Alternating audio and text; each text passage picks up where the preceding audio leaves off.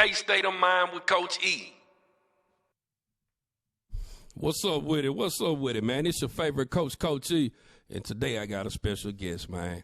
My dog, my brother, Coach Myron in the building. You heard me? What's up with you, Coach Myron? What's up with you? I'm here. Man, so today we going to do something different. Everybody say all I do is talk about basketball. And that's cool. That's what I do, man. But I had to switch it up because, basketball is gone. It's football season, and I know that's your thing. You feel me? Former quarterback. You was like the best third string quarterback in the. What was like number one in third string, like. But no, man. Tell the people about yourself, man. Man, look, my name is Myron. Here, talk over the mic. Hold on, let me get Coach Myron. So I coach the Wolfpack. I'm actually taking a year off right now. So, but I played for Little Rock Hall. I was quarterback there. Now I'm not even doing football. I went to Westminster College, did my little 4 years there, became a nurse, came back here, went to Baptist for 2 years, and now I'm rocking it out. I'm actually in school right now. That's why I'm taking a break from coaching Little League, trying to get my MP. So that's what we're on right now. And I used to do some little training on the side. So I got some boys out here. They doing their thing. So I'm checking them out. Time to check them out right now. I got you, man. Salute to my guy, man. Salute to my guy. Hey, fix that mic real. Spitting out right.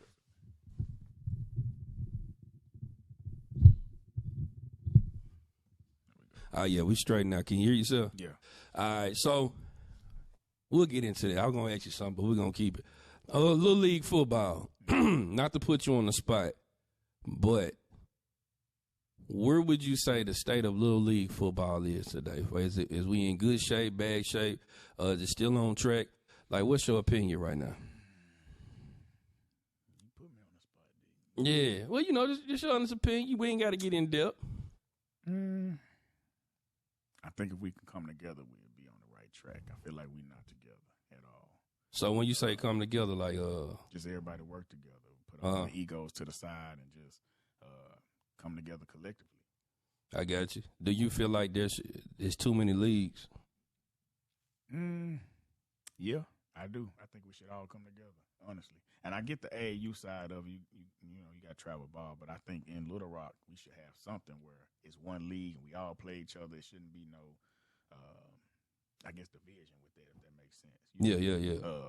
Pulling teeth to play the team that's right down the street from you. Let's work. Let's get this working because it's really all about the kids, and that's what's exposure with the kids playing the same teams over and over with again.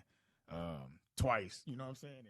And blowouts. I think if we actually even cut some of the teams out and everybody comes. Oh, you want to say that in the mic? Yeah. Say that again. Hold on. Cut some of these teams out. That's kind of don't have as much talent. I guess if we can combine some of these teams that it can be competitive. Because I know last year, for example, I know we played a lot of teams where we just. Shut them out, blew them out, and it really wasn't even for me as a coach, I'm trying to grow. So if I'm just calling one play and my boy breaking down, down the sideline off that one play, and we can do the same play the whole game, and we know we gonna win. It's not even challenging. It's not even challenging the coaching staffs. It's really it's kind of boring. So when we did have those games where it was tough, it was close, I enjoyed those. You know what I'm saying? Like I said, it challenged me. It maybe it helped me bring out the best in my kids. We would get fired up, you know what I'm saying? I would have to push them to a level that they probably didn't think they could get to, even when they tired and, fatigue. It's fourth quarter, game on the line. But when you up, 40-0 in the fourth quarter, it's like, hey, let's just get everybody in. So Yeah. But, yeah, that's what I think we should come together. That's one of my things. And I ain't going to lie, like I said, I didn't mean to put you on the spot. I'll just ask you a question as a good segue into it. It's cool. What are the benefits of Little League football? What are some of the benefits you seeing now with the way the game is evolving, and what are you seeing? Well, let's not go benefit. How have you seen the evolution of football affect the coaching in Little League football? Because now it's not just your typical get a bunch of kids to block while the most talented athlete in the neighborhood runs the ball. Like, how has that made you step your game up as a coach? Say that again. Well, football has evolved. Footwork, just everything. Like it's crazy how football has evolved. Right. When I was a kid, you didn't have to worry about teaching the receivers certain steps, and you just teach them the route tree. You good. Right. But now, man, you got kids. But now, even with just how you can your footwork as a running back, the blocking techniques, how has that forced you to evolve as a coach, and what difference have you seen since when you played as a kid and honestly, now as a coach? I feel that. So honestly, for me, I think from back when I played, because like I said, I actually used to play for the Wolfpack. We started that team. We started that organization, so I'm an original. I think the game evolved from training, like personal training, that one-on-one time. Like, it's cool to come to practice, but it's what you do outside of practice for your kid or anybody else's kids, or if it's your team. If you're doing, like, certain practices, this ain't got nothing to do with this team. It's just like we doing this separately to just get some work in the off season. That helps you as a coach because you able to actually learn your player individually. And that's what I actually like that better, honestly, one-on-one, because you can for one, you can learn the kid, you can get them strengths and weaknesses instead of just seeing everybody collectively at once, which is cool, you know what I'm saying? But when you can know each individual for that person, because I just think it helps you grow as a coach, and it helps them grow as a player for sure. So, and we didn't have that growing up. It was like, come to practice. People would tell you to do stuff outside of practice. But I ain't gonna lie, couch potato. You can't just tell me. You know what I'm saying? You ain't gonna come out there and pull me. But now the game done evolve. If you don't do that, it's a wrap. You're gonna get left behind. Especially nationwide. So I'm finna put you on the spot again. Can a Wolfpack team now that's coached by you beat the Wolfpack teams that you were playing on? And let's remove the pride and let's go strictly off how football has changed and what you see now. Could the original? I was on there though. Oh, okay. So no matter what happens, y'all win. Huh? I definitely think, like I said, we being the original, we paved the way. So I would say that I think I would say stronger. I just feel like we just was mentally tougher than the kids of these days, today. So it's kind of hard to say that, but I actually think the kids of today are more talented than we ever was, So here go my thing about that. When I look at, and I agree with you, but one thing I do remember, like coming up in the inner city, we would have way more athletes. But then when you go out to the rural areas like the Cabots and stuff like that, they didn't have the athletes we had. But they had better football players. You get what I'm saying? Fundamentals. They stuck to the script. They didn't have the quick footwork and the shucking and the jiving and the highlight, real type talent to depend on. They were stronger. And so that's where I'm going with that was I understand when you say you stronger because, man, these kids now wouldn't survive against us when we was kids because, man, like, we played kill the man. Like, we was, like, head hunters. Right. You get what I'm saying now? So, I don't know, man. I'm with you, though. I feel like, though, once they figure out that they tired of getting hit and they start running around us, you know what I'm saying, it might be a problem. Hopefully we'll be done ran the score up or hurt them. But, I mean, you know what I'm saying? What you think? Think we the one or not? Well, just going out because I'm a little older than you, so I didn't get to see your CNA Wolfpack. But, I mean, you're talking about your well, yeah, man, see, when I was a kid, we was just different. We was different. I can see now, like, if my 10-year-old age group had to play against my son and them 10-year-old age group, we'll probably hurt them all. I feel the same way. Yeah, we'll hurt them. Yeah, I feel the same way. But, man, I'm telling you, so when it comes to Little League football, from what you know, give me your top three top teams in the state. From based off what you know. Is your opinion. Can't nobody get in the comments and roast you or nothing. This is Coach Myron's top three Little League football teams, no matter the league or anything. From based off what you know. Of course I'm going to Okay, say Wolfpack. Wolfpack one. Come on, get in the mic for me. Tell them I want them to hear it.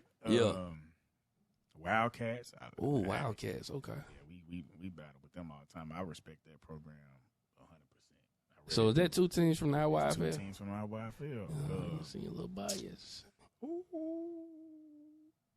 And the Spartans. That's a great pick, man. I ain't gonna lie to you. I would have never thought about the Spartans. It's one thing, like, I know people be talking about the Lions all the time. Yeah. But I gotta see them as the Lions. You know, but I get it's AAU. Yeah, I'm gonna say it on. Hold on, go back. Get the mic for that one. You said what now? Getting the mic. You said it. You said I'm gonna say it. Yeah, you said what now? But I want to see them as the Lions.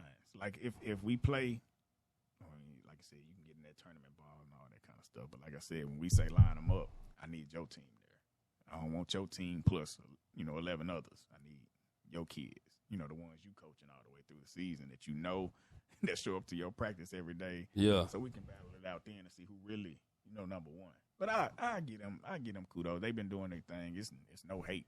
Well, nah, I know you respect them, but there definitely ain't no hate at all. I'm not saying it in a disrespectful way, but so they doing their thing over there. So we can just be we can be a little.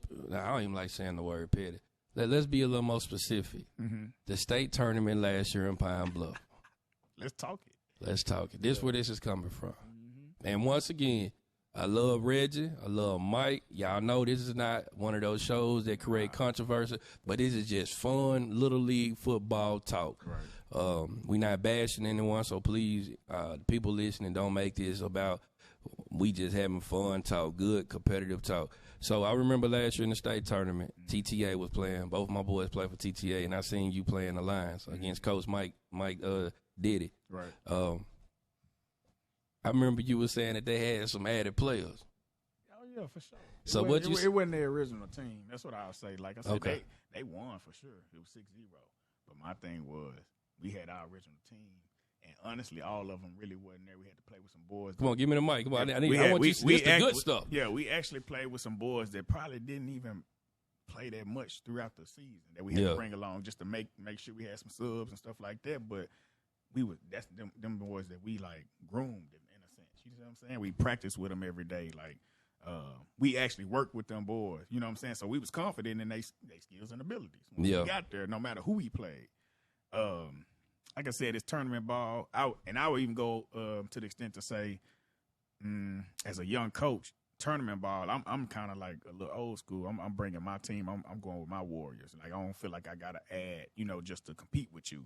But I get that's what AAU ball is about probably, and that's what tournament ball is about. And we actually had coaches, Coach Rich, Coach Ryder. He told me. I see him talking on live and stuff. He told me, Coach, you might want to go ask some boys. And I was like, you know what, Coach, I respect that, but I don't feel, you know what I'm saying? Like, I want to ride with mine. Like, these the boys I know.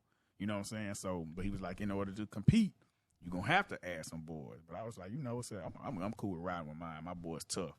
And that's including every last one of them. Even though, if you want to call it the weakest link, I felt good with riding with mine. So, yeah, they only won 6-0. So, in one play, really. And because they were saying all this stuff like, basically like they just bashed us and walked over us, but it was 6-0. It was really one play. And that one play, the boy that scored, it wasn't no trick play or nothing like that. It wasn't nothing special. He just said down to the hood and rolled out to the right. You know what I'm saying? He broke. We had some missed assignments on defense, and that's just what it was. He broke. He's a great athlete, and he did his thing, and that's how they won. Other than that, it really wasn't no movement. So friendly competition talk. You will come out of retirement for one game to play the original Mike Diddy Lions to line up against your boys. Just to see, because I feel like you saying it took for them to have all of that just to beat you. It ain't the same teams no more. What all they did was moved up. But that's what I'm saying. But it still would be team versus team, coach versus coach. I mean, no additives. You get what I'm saying? Like I feel like it still would be. But the only thing too is y'all do 9, you don't. We do 9 and 10.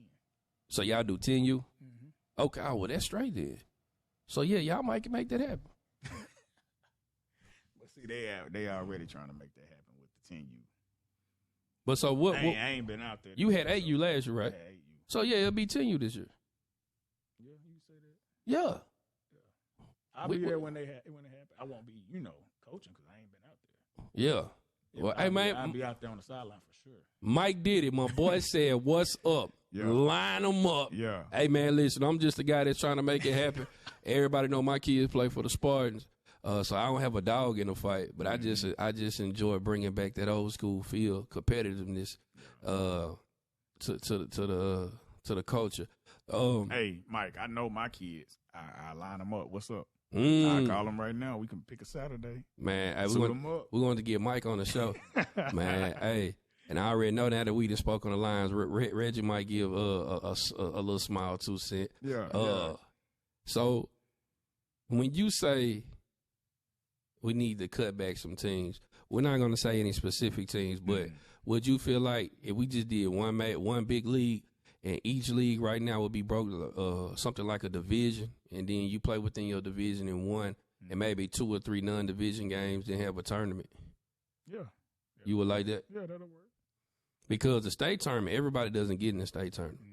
So that does kind of like defeat the purpose of trying, because, you know, a lot of teams will start merging. Right. So, because I ain't going to lie, there are a couple of leagues right now where they just real, and I can't even say top heavy. It's just like 1 or 2. It's one great team, one decent team, and then you got a bunch of fillers. So it's kind of like it's not really competitive as it should be. Right. But, you know, I hope they can figure it out. It'll be a lot of switching.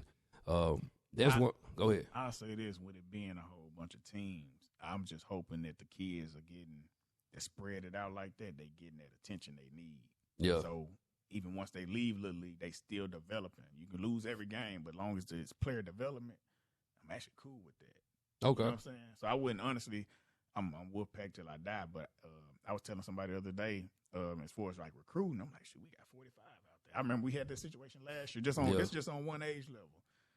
That's hard. Unless you're going to make them extra games for them boys, because it's hard to, you know what I'm saying? Nah, that's a lot of kids. Game go by too fast. It's hard to please the parents. Like, hey, your boy ain't getting in. They show up to practice every day. They deserve to get in. You know what I'm saying? But it's hard to manage that when you actually trying to compete, too. You know what I'm saying? So, with it being a lot of teams, I feel like some of them, maybe, I don't know. Yeah, some of them, I guess, weaker teams that's just not starting off. Because, like I said, we used to be that weak team back in, 98? When we first started the program, we had to struggle too. So I get it, you know what I'm saying? But player development, we had to, like I said, we paid the way for what the Wolfpack is today, because we wasn't that when we first came out. We was tough now. We used to battle, but we took our L's, but we fought for them. You know what I'm saying? We fought. It wasn't just we finna walk over you. Y'all felt us. So I got 2 questions. I'm glad you said that. First question is, do you feel like coaches are obligated to play every child? Now, let me add this to it. Just because, this is my opinion, so I'm going to ask you, and I'm going to give you my little small opinion, and you can add, take from, disagree, whatever.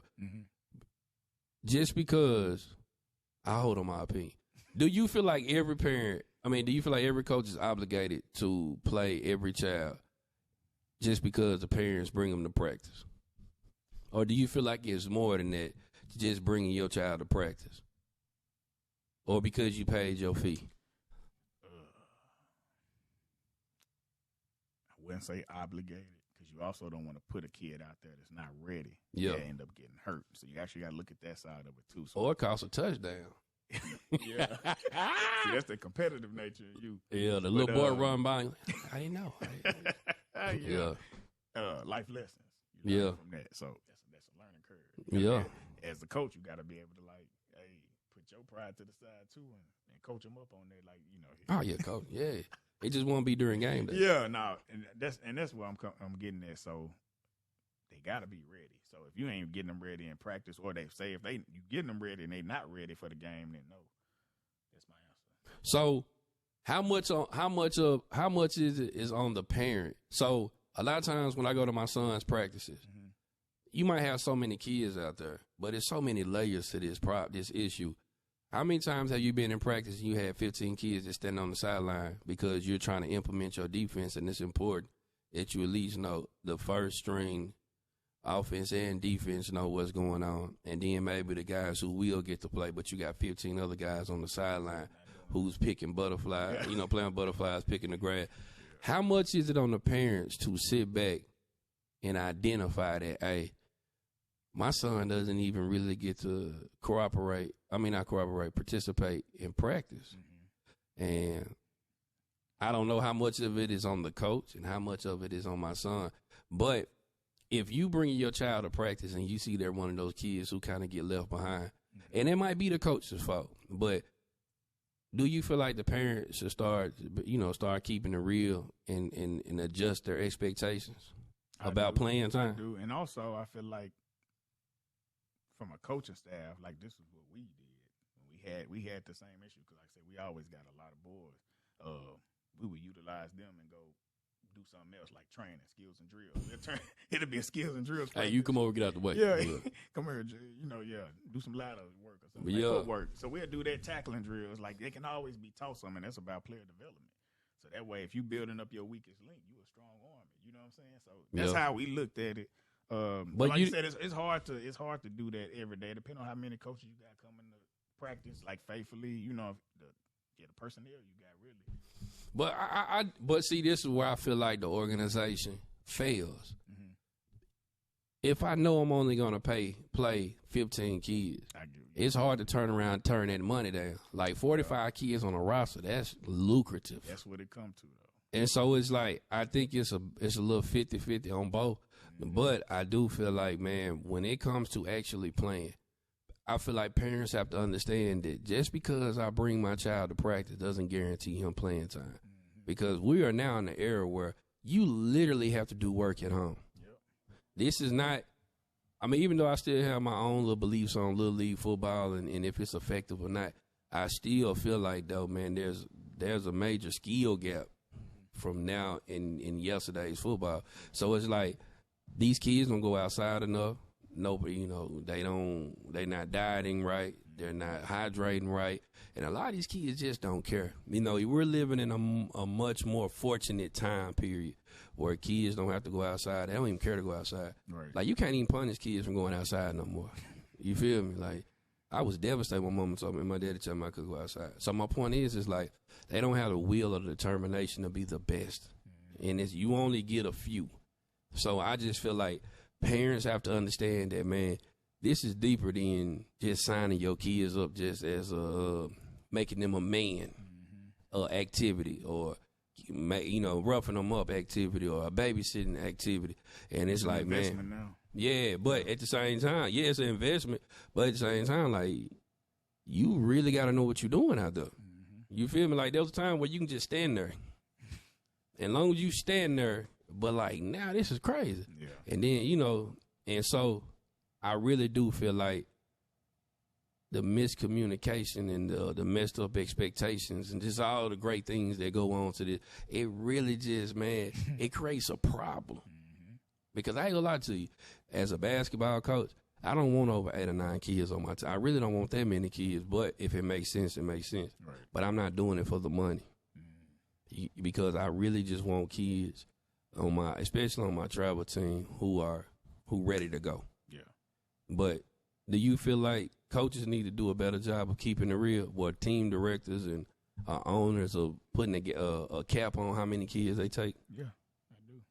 That's part of the problem, actually. Yeah. Because like I said, you can't get that kid what he needs. Fact. If you 45 deep or 50 deep. You know what I'm saying? And you only gonna play 22. Maybe 24, just rotate. Because some of them kids gonna go both ways. Your studs. Exactly. So you really got about 30 that you really not playing like. Yeah. Like I said, I see some teams who only play 15 kids. Yeah, that's what I'm saying. You got 45 of them. So it's like, yeah, that's tough. You coming out there. I mean, that's a time and a commitment for the parents. Gas, high. Like, I think about all that. So I think the organization should be the first one to be like, you know what. Got our boys that we're going to roll with this year, and that's it. And get a certain number that you want, you know what I'm saying, that you're comfortable with, and keep it there. And then you can even spread them out. Like, hey, I know this team over here needs some, boys. Go try them out. I'm cool with doing that. Facts. Once I get mine, you know what I'm saying, or once we get ours, I'm cool with, hey, go over there because I know that boy is actually looking out for the kid. Like I said, that's a fact. I'm all about the kids' life. They gonna get some player development somewhere else where a coach can really pour into them versus like, so if we already got ours, we top here, we already know who we finna, play. We know who coming with it this year, and they can spend more time with them. I would rather that. So do you feel like there needs to be a developmental league? No, I'm being serious. Yeah. Like, do you feel like somebody needs to step up and start a league that is strictly for kids? That'd actually be good. Yeah. Yeah, that'd actually be good. Because from what I'm hearing, not just from you, but even though people don't say this directly, it seemed like the only thing that we could do to fix this issue is to get away from Little League football sign-ups and go to the tryouts. So you going to call it the developmental league? Well, you don't have to call it that, but you know what I'm saying? But I just feel like kids at a certain age, they really won't care what it's called because now they're getting to play. Mm-hmm. Like, I do feel like there should be a place for kids who are just who parents are looking for them just to have activities. Because at the end of the day, they're not going to get better just sitting over here in practice, sitting over here on the game. Like, they just getting out the house. It's really like we just doing their parents a favor. Mm-hmm. You feel what I'm saying? But I don't think you're going to find that many volunteers that'll pour into the developmental league versus the ones you got over here that's actually investing in, you know what I'm saying? Yeah. They come with a boosted ego. They come out, we competition every week. You know what I'm saying? Most coaches going to flock to that. It ain't going to be, and unless they doing both, but they really going to spend more time with that. You see what I'm saying? Yeah. Well, I ain't going to lie, bro. I feel like if you do that, it's just like any other league, you'll have a lot more dads come out the woodworks and that'll coach it. You know, because I really feel that's like what we need, actually. Yeah, like more fathers. Some of these daddies who be hollering in the way. Here, well, I tell you what, you go coach this league over here. You know what I'm saying? Because it's enough kids to start a developmental league, even if it's just 3 teams. Right. You most definitely have enough teams to do that. My second question for you is, do you truly feel as a whole that Little League football helps you transition into middle school football as a whole?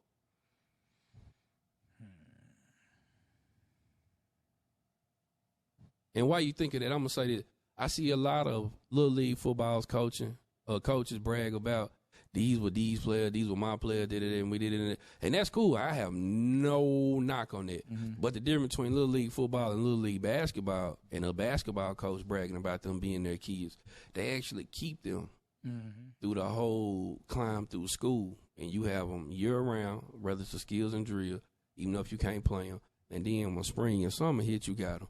So, that's a different type of brag. So that's why I'm asking from your standpoint, do you feel like Little League football truly help you transition to middle school football? Because I done seen middle school football. And the coaches on the field having to teach them almost day one stuff. I feel you. Yeah. See, for me, I look at it from a different perspective because I'm a trainer, too. Okay. Like I said, I do one-on-one. So even outside of our league, season, I'm still working with boys. So from my standpoint, I do believe. So is that from a trainer or a coach? A trainer.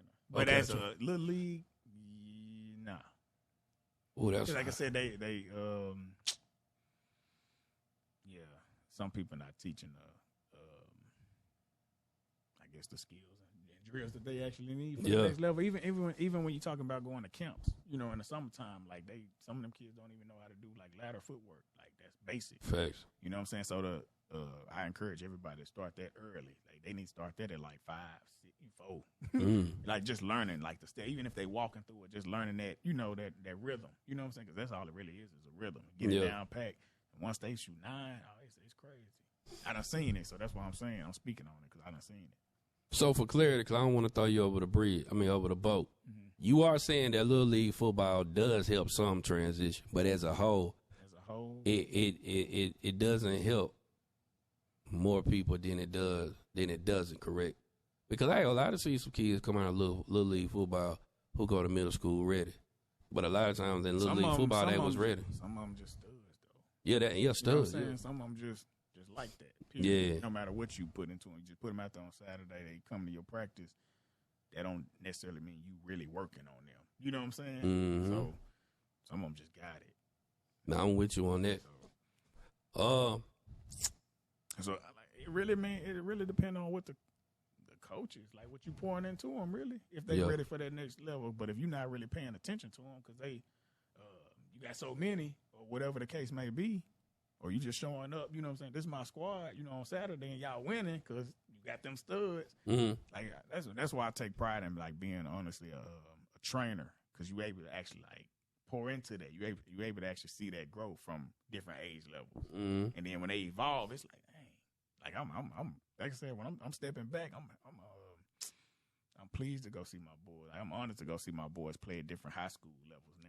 Yeah. Or getting offers. You know what I'm saying? It's just like it's just different. Yeah. So I know it seemed like I done said some negative things, but I also like to share the positive. One thing I like about youth sports as a whole, it does, teach you different characteristics in life that you're going to need as you get older. Right. Youth sports as a whole has saved a lot of people's lives and kept them out of trouble. What has youth football done for you, even from, when you started off with the Wolfpack?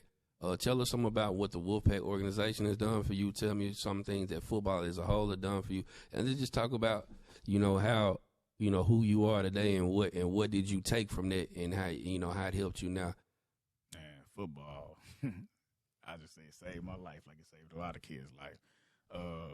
It just kept me from doing some BS. You know what I'm saying? It just kept me focused. Like, even in school, I hated school.